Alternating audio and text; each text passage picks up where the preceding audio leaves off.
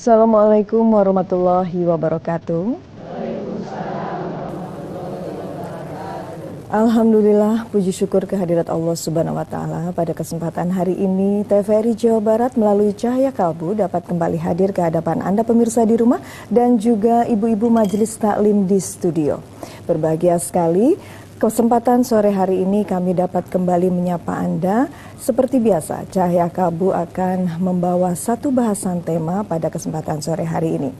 Pemirsa, kurban merupakan bukti atau pengabdian manusia untuk memberikan sesuatu yang paling berharga yang dimilikinya kepada Allah Subhanahu wa Ta'ala, yang tentunya untuk mendapatkan sesuatu yang lebih berharga lagi. Baru beberapa hari yang lalu kita lewati Hari Raya Idul Kurban. Salah satu ibadah yang selain bermanfaat untuk diri kita sendiri, juga sangat bermanfaat bagi lingkungan sekitar kita, khususnya masyarakat di sekitar kita yang lebih membutuhkan. Nah pemirsa, melalui Cahaya Kalbu kali ini kami akan mengajak Anda untuk membahas satu tema, yakni implementasi pasca ibadah kurban.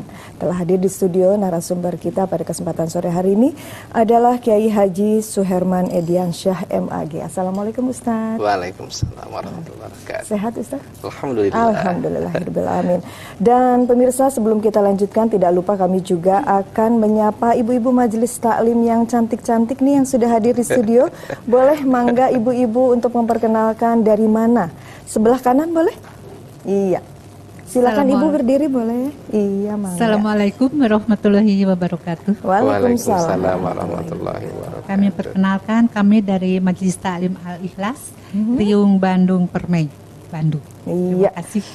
Dari Majelis Taklim Al-Ikhlas Riung Bandung. Cakat ya ibunya? Itu macetnya Kak Cibaduyut mah, cakat keneh. Mohon. Mangga. Dan yang selanjutnya ibu-ibu majelis taklim yang berkerudung pink, mangga silakan Ibu. Assalamualaikum warahmatullahi wabarakatuh. Waalaikumsalam warahmatullahi wabarakatuh. Kami memperkenalkan ibu-ibu majelis taklim Riyadul Jannah dari Masjid Al-Ikhlas, Jalan Gitar Biola Turangga. Iya, dari Majelis Taklim Riyadul Jannah dari Turangga di Kota Bandung ya Ibu ya. Mohon caket di OG-nya Ustaznya. Mohon tapanggi. Mangga. Dan pemirsa, untuk selanjutnya ibu-ibu kita sejenak akan simak terlebih dahulu apa yang menjadi tema kita pada kesempatan sore hari ini, yakni implementasi pasca ibadah kurban yang akan langsung disampaikan oleh Ustaz. Mangga Ustaz. Iya.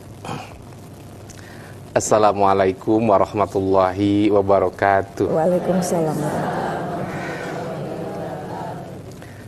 Alhamdulillahi nahmaduhu wa nasta'inuhu wa nasta'gfiruh wa na'udzubillahi min sururi anfusina wa min sayyiati a'malina may yahdihillahu fala mudhillalah wa may yudlil fala hadiyalah. Asyhadu an la ilaha illallah wahdahu la syarikalah wa asyhadu anna sayyidana Muhammadan abduhu wa rasuluh la nabiyya ba'dah.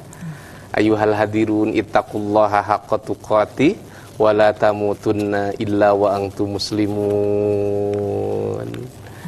Yang saya hormati, mudah-mudahan diberkahi oleh Allah Subhanahu wa Ta'ala, ibu-ibu yang ada di studio dan segenap pemirsa yang ada di rumah yang selalu manco di Cahaya Kalbu TVRI Jawa Barat.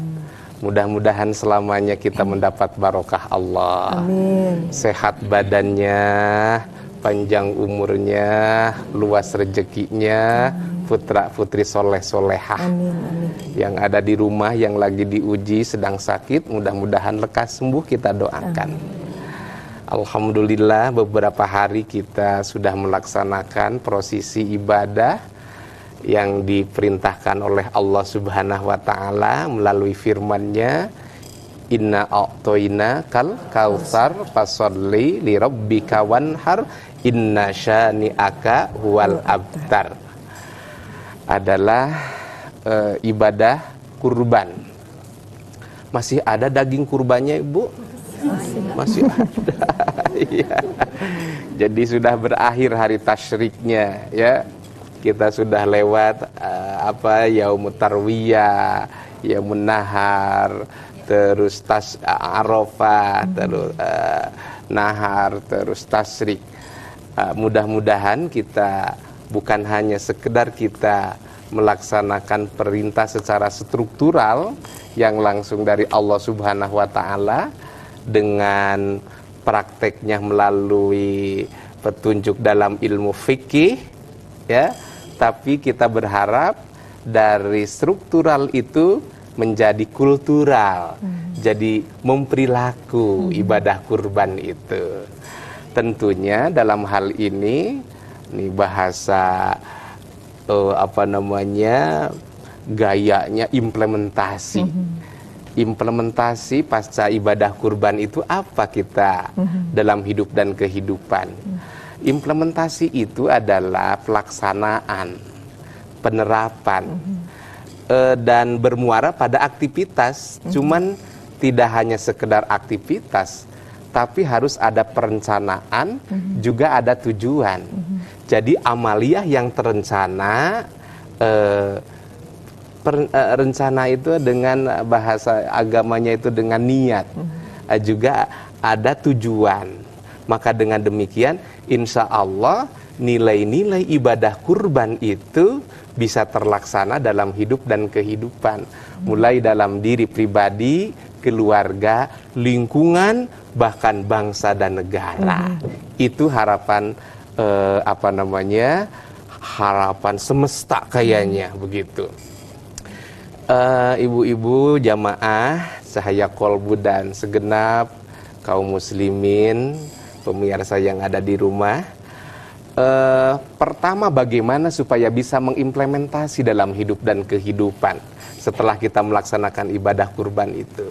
Yang pertama adalah muhasabah. Muhasabah itu adalah evaluasi. Evaluasi itu menghitung, harus ada perhitungan. Ibu-ibu suka menghitung nggak? Suka menghitung apa? Dasar mata duitan. Menghitung amplop, Hitung amplop. Mudah-mudahan Uwih dari dengerin atau menyaksikan acara Cahaya Kolbu ini sadaya nasing ageng milik. Amin. Mudah-mudahan amin ya rabbal alamin. Ya. Jadi muhasabah itu bisa dilakukan ba'da pelaksanakan ibadah kurban itu, ini dihitung apa sudah mengimplementasi enggak tuh, apa sudah dilaksanakan enggak, apa nilai-nilai yang tertangkap dalam ibadah kurban itu, ya. Makanya dalam menghitung diri itu kata Umar bin Khattab, hasibu angpusakum qabla antu hasabu. Hisablah, hitunglah, evaluasilah diri kalian sebelum dihisab oleh Allah. Jadi kalau kita menghisab, menghitung, mengevaluasi oleh diri kita sendiri di dunia misalnya, apa itu sebelum tidur atau sesudah tidur, bangun tidur. Kalau bangun tidur kayaknya nggak ada kesempatan untuk mikir kayaknya ya. Jadi misalnya sebelum tidur ya, itu bisa ada waktu untuk perubahan, memperbaiki diri. Tapi kalau sudah dihisab oleh Allah Subhanahu wa taala, paling pertanggungjawaban. Maka dengan demikian, ibu-ibu pernah nggak nonton sebuah film? Jangan pura-pura udah pada nonton, udah nonton sinetron juga udah sok pisan ya. Nih, itu kita bisa menyaksikan film itu sebelum bagus itu prosesnya luar biasa panjang. Ada editing ya, terus ada sensor, ada dubbing. Dubbing itu apabila ada suara yang kurang jelas atau kurang pas, itu ada proses dubbing. Yang kedua apabila ada misalnya adegan yang kurang pas juga itu ada sensor. Terus apabila ada kata-kata ya yang tidak kalau ada kata-kata atau itu editing ya, ada editing, ada sensor, terus ada dubbing ya itu. Nah, misalnya kita dalam perilaku misalnya kurang berkenan misalnya dalam rumah tangga, hidup dan kehidupan. Kita sudah melaksanakan ibadah kurban, alhamdulillah. Nah, Ada yang kurang berkenan, berarti harus bagaimana tuh yang berperan apa? Tadi, tim apa tadi? Editing, sensor, atau apa? Sensor. Disensor nih. Oh malam, kita bisa jadi ketika habis ini pertemuan kita, oh tadi pagi kita ada salah dengan suami, ada salah dengan anak, misalnya begitu, ya itu bisa disensor. Terus pernah kita nyakitin tetangga misalnya, suka nyakitin tetangga nggak? Enggak, alhamdulillah gitu. Yang suka nyakitin di mana? Nggak ada ya semuanya. Ini mah calon bidadari surga semuanya. Alhamdulillah. Ya, berarti kalau ada kata-kata yang bikin sakit, berarti harus apa tadi? Harus di sensor wae apa namanya? Editing ya editing. Nah itu contohnya seperti itu, diedit ya. Terus apabila ada suara nih, waduh suara seorang istri, kan suara istri itu harus bagaimana? Lembut di depan suami itu. Ya ini mah bagaimana suami bilang 2 kata ini berapa? Oh berarti harus apa tadi? Dubbing ya. Nah makanya penting di dalam surat Al-Hasr kan ayat 18. Ya ayyuhalladzina amanu taqullaha wal tangdur nafsum ma qaddamat ligad wattaqullaha innallaha khabirum bima ta'malun. Ya, ini perintah untuk muhasabah. Nah, bukan hanya ibadah kurban implementasi itu untuk evaluasi itu, salat juga. Ya, apa salat fardu kita tambah tawadu? Apa salat sunnah tambah ramah? Apa kita melaksanakan ibadah haji menjadi mempunyai akhlak terpuji? Apakah dengan ibadah kurban kita lebih dermawan? Ini pertanyaan dalam evaluasi itu. Yang kedua adalah istiqomah. Yang kedua apa? Istiqomah. Untuk bisa mengimplementasi ibadah kurban, kita istiqomah. Kan ada tadi perintah Allah Subhanahu wa taala melalui firman-Nya surat apa? Al-Kautsar. Itu kan langganan ya, surat Al-Kautsar itu. Langganan apa? Langganan soal biasanya Al-Kautsar sama apa? Kulhu sama kuliah. Tapi awas nggak waliadin gitu ya. Gitu. Nah, sekarang istiqomah. Itu kan perintah Allah istiqomah. Perintah Allah ibadah kurban itu. Istiqomah itu lurus ya, tidak bengkok ya, tidak dalam berketetapan dalam melaksanakan perintah Allah dan menjauhi larangannya, juga tidak menyimpang. Berarti tetap ingin melaksanakan ibadah kurban walau dalam kondisi apapun. Itu istiqomah. Adapun nanti tergantung pelaksanaannya. Kan melaksanakan ibadah kurban itu bagi yang mampu. Melaksanakan ibadah haji bagi siapa? Manis tato'a ilaihi sabila. Ini sekarang udah prosesinya udah hampir beres ya. Udah mulai pada tawaf ifadah. Nah, sekarang istiqomah. Sekarang tadi kan kurban. Kurban itu 7 orang buat apa? Sapi ya, untuk sapi 1 ekor untuk domba. Nah, sekarang tetap istiqomah ada keinginan.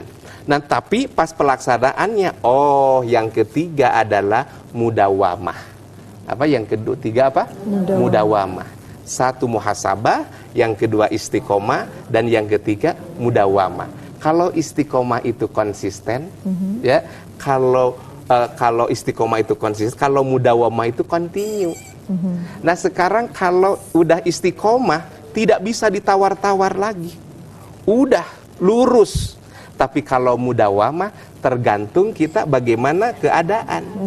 Ya, dalam keadaan misalnya nih, pada waktu tahun ini sekeluarga alhamdulillah dapat melaksanakan ibadah kurban. Tapi ternyata ada sesuatu hal. Cuman ada beberapa orang dalam keluarga itu. Dengan apa ibadah lain? Subsidi silang dengan ibadah lain misalnya. Jadi udah cukup ibu yang kurban, bapak yang kurban. Yang lainnya melaksanakan kurban apa? Begitu apa itu infak, sedekah dan lain sebagainya. Apabila tidak berkelapangan misalnya, tetap. Nah, di dalam sholat pun demikian. Istiqomah tetap kita menjalankan ibadah yang fardu, ibadah yang sunnah, tapi mudawamah misalnya. Nah, sekarang ibadah sunat misalnya, mudawamah tetap continue walaupun hanya beberapa rakaat, tidak memaksakan. Nah, dalam Al-Qur'an kan dalam surat Al-Baqarah di ayat terakhir itu, la yukallifullahu nafsan illa wus'aha.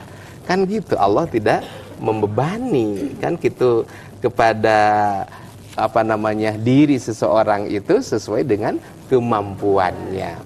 Misalnya tahajud itu istiqomah tahajud. Oh, cuman biasanya 8 tambah witir 3. Tapi karena ada sesuatu hal kondisi misalnya tidak memaksakan 11 ya dalam keadaan sakit misalnya, walaupun hanya 2 rakaat witir 1 tetap terlaksana. Itu mudawamah. Ya. Nah, misalnya kita sudah tahu tuh bagaimana caranya istiqomah, lajeng tadi muhasabah, istiqomah, terus apa? Mudawamah. Contohnya apa? Implementasi nilai-nilai ibadah kurban dalam kehidupan sehari-hari. Yang namanya hidup itu adalah hidup itu penuh tantangan. Ya. Tantangan itu perlu perjuangan dan perjuangan itu perlu pengorbanan. Jadi itu harus ada yang dikorbankan kalau ingin meraih sesuatu itu, ya. Coba kita kemarin mengorbankan apa? Ada sapi, ada apa coba? Kambing. Ada kambing, ada apalagi? Ada unta, ya. Sekarang kan ada itu. Sekarang ada pelaksanaan hewan kurban dengan unta. Nah, sekarang bagaimana implementasinya yang namanya hidup itu? Penuh perjuangan. Dicontohkan oleh siapa? Nabi Ibrahim alaihissalam berdakwah, coba melawan siapa? Namrud, ya. Dengan resikonya apa? Dikencemplungkan dibakar itu. Dibakar. Ya, itu resikonya. Pengorbanan. Terus bagaimana? Coba Nabi Ibrahim alaihissalam mendapatkan gelar Khalilullah, kekasih Allah. Ini dalam pelaksanaan ibadah kurban. Apa yang dikurbankan oleh Nabi Ibrahim alaihissalam? Anak. Ya, anak. Tapi memang itu memang kenyataan. Jadi tantangan dalam kehidupan itu adalah hitung-hitung latihan. Hitung-hitung apa? Latihan. Coba nih, contoh kita ke sini. Nih, korban apa? Waktu. Korban apa? Nih, tapi ingin apa? Ingin mendapatkan ilmu. Bisa bersilaturahim dengan siapa? Ustadz Herman. Bisa ketemu dengan Teh Tia, ya. Resikonya apa? Sinetron di rumah ketinggalan. Ya, itu resikonya. Itu harus ada resiko, harus ada untuk mendapatkan sesuatu itu harus ada resiko. Nah, sekarang tadi implementasi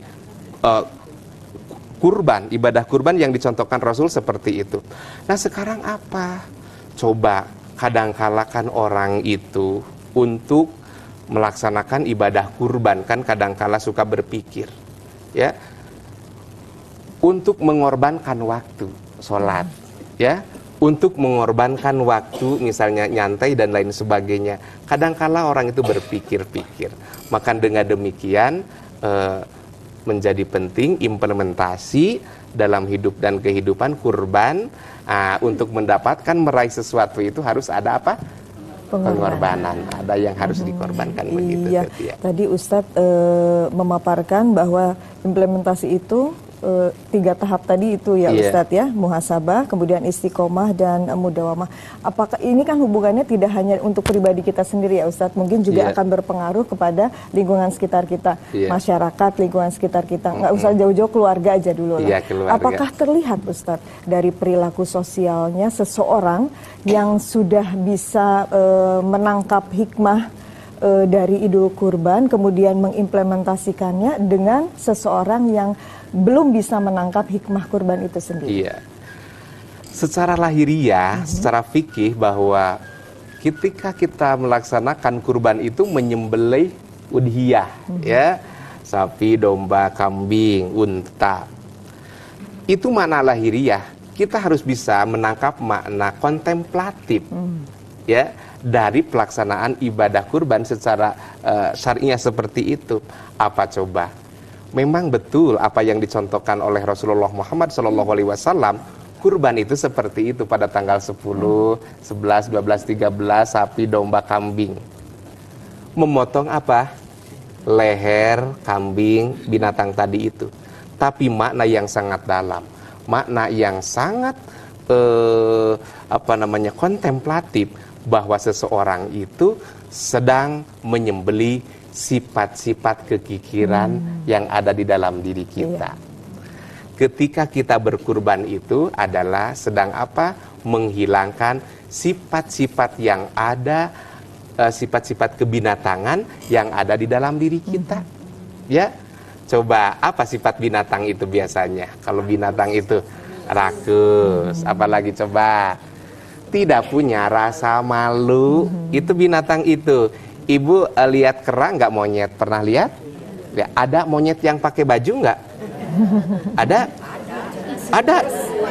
Oh, doger monyet. Doger monyet. Iya memang pakai baju, tapi nggak pakai celana. Ya, gitu. Binatang itu mempunyai sifat tidak punya rasa malu. Iya. Tapi binatang mendingan di baju nggak di celana.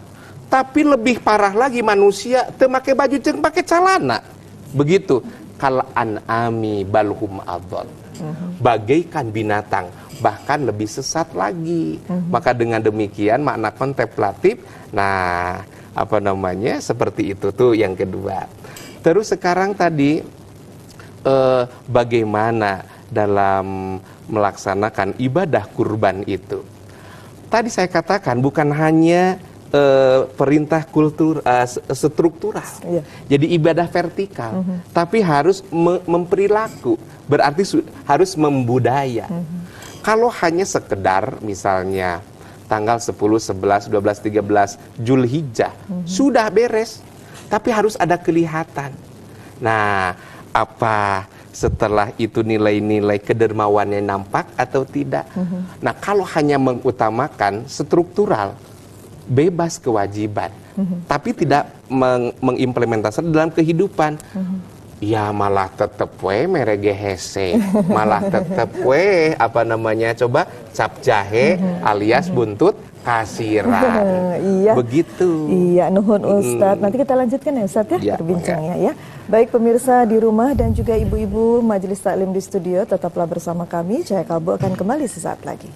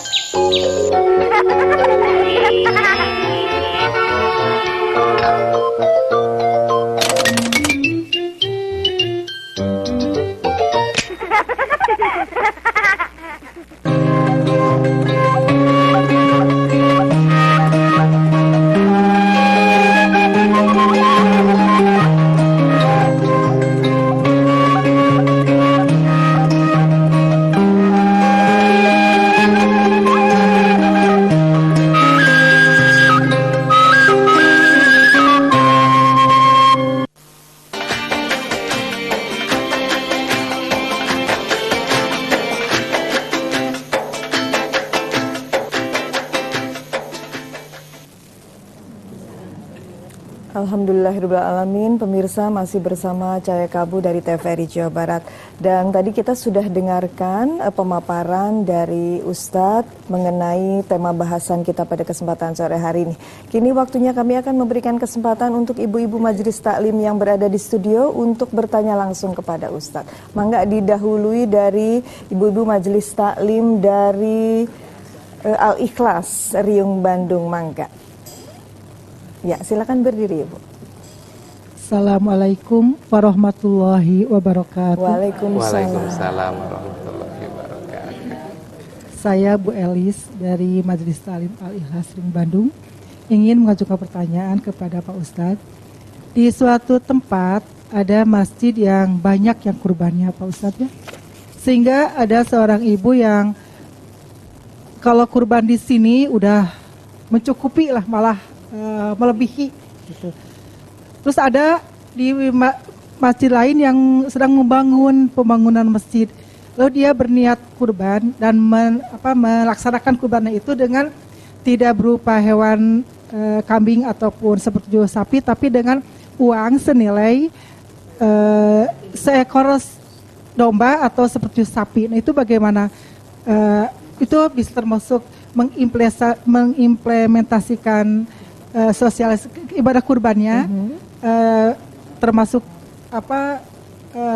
meningkat keimanannya dengan mengubah atau mengalihkan kurban dengan tidak membeli hewan kurban tapi mengganti berkurban dengan materi berupa uang senilai kurban gitu. Iya. Ya. Terima kasih. Itu saja Ibu Elis ya. Iya, waalaikumsalam warahmatullahi wabarakatuh. Mangga Ustaz. Ya. Bagus pertanyaannya. Harus dijawab ini. Kapan? Mau sekarang atau kapan? Allah ya. Tos ngantosan Ustaz. Bagus pertanyaannya. Kalau melaksanakan ibadah kurban itu kan harus tuntunan syariat ya. Dicontohkan oleh Nabi Muhammad SAW. Tadi sapi, kambing, unta, bahkan kerbau itu dianalogikan. Di hari-hari tertentu juga 10, 11, 12, 13. Nah kalau dengan kurban uang nggak bisa, ya kalau di hari-hari itu nggak bisa itu karena emang sudah jelas. Nah tapi kalau setelah ibadah kurban kan sekarang banyak uang misalnya. Terus kalau menunggu tanggal 10, 11, 12, 13 misalnya kan lama. Begitu. Ternyata punya kelebihan ya. Selain zakat, infak sedekah misalnya, ada mau kurban misalnya begitu. Nah, tidak menunggu tanggal berapa, tanggal 10, 11, 12, 13. Nah, itu berarti dalam bentuk apa? Infak sedekah misalnya. Dan itu lebih utama, tidak menunggu nanti tanggal yaumun nahar, yaumut tasyrik begitu. Oh, berarti kalau begitu sudah mengimplementasi ya, sudah jiwa. Jadi kurban semakin dermawan seperti itu. Tapi kalau pada tanggal 10, 11, 12, 13 Zulhijjah kurban nggak bisa dengan uang ya. Tetap harus mencontoh bagaimana Rasulullah mempraktekannya begitu. Tapi kalau implementasinya misalnya nunggu kurban lama gitu tos teu sabar hoyong kurban misalnya begitu ya. Ya diganti dengan infak sedekah lain. Begitu Bu Haji ya. Tapi di hari lain gitu ya Ustaz. Berarti di hari lain, begitu di hari lain. Jadi kalau dengan uang tidak bisa begitu ya. Contohnya kita lebih ini dengan misalnya dengan uang.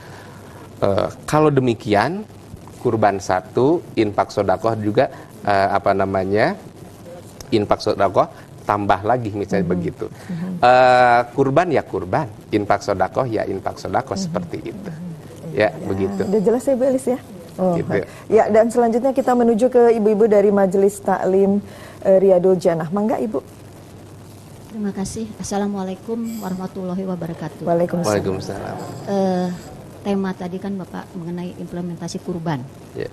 Yang akan saya tanyakan, kurban itu kan ikhlas, kita mengkurbankan jadi tidak usah menerima imbalan. Akan tetapi bagi yang kurban itu suka meminta jatah jatah hak dari hewan yang dikurbankan. Apakah ada hukumnya kalau memang itu kita menerimanya atau kita memintanya? Mungkin sekian dulu, terima kasih. Iya. Enggak, Ustaz. Bagaimana itu daging kurban itu ya? Itu kurban itu diperuntukkan Ibu Arifin ya, Riyadul Jannah, gitar biola. Nah, daging kurban ini diperuntukkan sepertiga untuk yang kurban, sepertiga untuk saudara, sepertiga untuk fuqara wal masakin. Itu akan terasa ya, akan terasa kebahagiaan di hari Yaumun Nahar, Tasyrik itu. Jadi jangan sampai begini, saudara misalnya berkurban tapi seseorang berkurban tapi saudaranya nggak kebagian, misalnya seperti itu ya. Sekalipun kepada orang yang misalnya orang non muslim, kalau dikasih diterima no problem. Bahkan kepada orang yang berada juga no problem. Makanya di situ bentuk dari ibadah sosialnya itu ya, ibadah sosial kemasyarakatannya.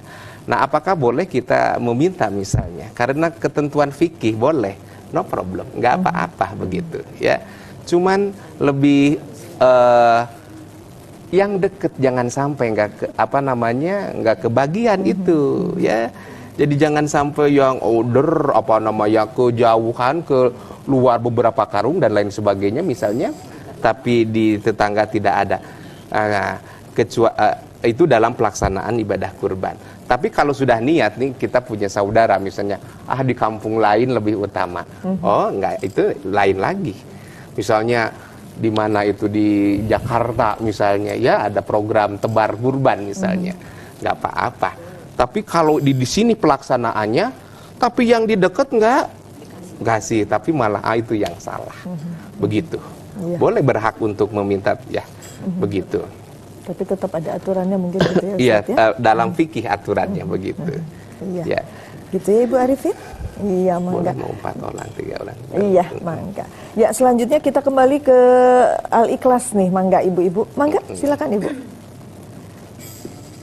Assalamualaikum warahmatullahi wabarakatuh. Waalaikumsalam warahmatullahi wabarakatuh.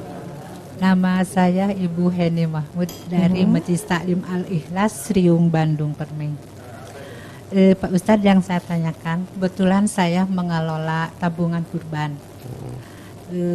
Dari sekian puluh orang mendapat beberapa sampai dapat 3 sapi. Cuman Bapak ada sisanya yang 4 orang itu tidak sampai kepada kurban yang nilai 3 juta misalnya. Lalu yang 4 orang itu ingin menggabung kekeh Pak. Biar 4 orang juga ingin korban saja. Nah, itu mengenai hukumnya gimana Pak, itu bisa diterima atau bagaimana? Jadi ada apa tadi pertanyaannya, ada berapa orang tadi? Yang 4 orang tetap ingin belum kurban, memenuhi. digabung dapat 1 domba yang 4 orang itu. Nah, itu mengenai hukumnya tuh termasuk kurban yang 4 orang teh gimana? Domba hiji, keopatan. Itu Ibu. Terima kasih. Assalamualaikum warahmatullahi wabarakatuh. Waalaikumsalam warahmatullahi. Ya. Jadi ingin berkurban, dombanya 1 ini. Bagaimana nih? Nah, kalau satu keluarga, kalau dalam satu keluarga misalnya nih 1 orang, dalam keluarga satu orang misalnya, untuk keluarga lain, seperti Nabi itu kan berkorban 1 ekor untuk saya dan untuk keluargaku. Nah, kalau dalam lingkup keluarga udah 1 ya, jadi itu atas nama siapa? Atas nama siapa? Tapi kalau untuk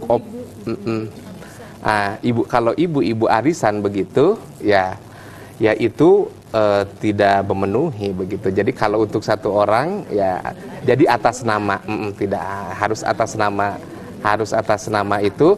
Mudah-mudahan pahalanya buat yang 3 orang, dapat yang 3 orang juga begitu. Ya, begitu. Seperti untuk keluarga itu adalah keluarga kerabat. Misalnya untuk organisasi 1 karena ada 1 untuk aku dan untuk umat misalnya gitu. ini satu untuk organisasi misalnya. Nah itu kan itu untuk nabi, ya untuk nabi seperti itu. Nah implementasi dari situ, oke, kalau bijak misalnya ketua arisan, oke, nih sekarang bisa nangis ini kan tadi gitu ya. Seperti ada kan 7 ekor sapi itu kan untuk 7 ekor lagi. 1 ekor sapi itu untuk apa? 7 orang. 7 orang. Itu kan ketentuan. Terus 1 orang lagi mau ikutan, kan udah 8 orang. Ustadz gimana itu hukumnya? Boleh nggak untuk 8 orang? Boleh kata saya. Cuman yang 1 kan kita masuk surga. Masuk surga itu kan naik kendaraan itu, unta atau sapi. Berarti harus ada tangganya. Ibu beli 1 kambing buat teteceanana gitu. Iya, oh Ustadz kenging, mohon cinta kenging, alhamdulillah gitu ya. Mangga, ya. Jadi tetap 7, 1-nya domba. 1-nya domba. 1 orang yang 3-nya ya ikutan.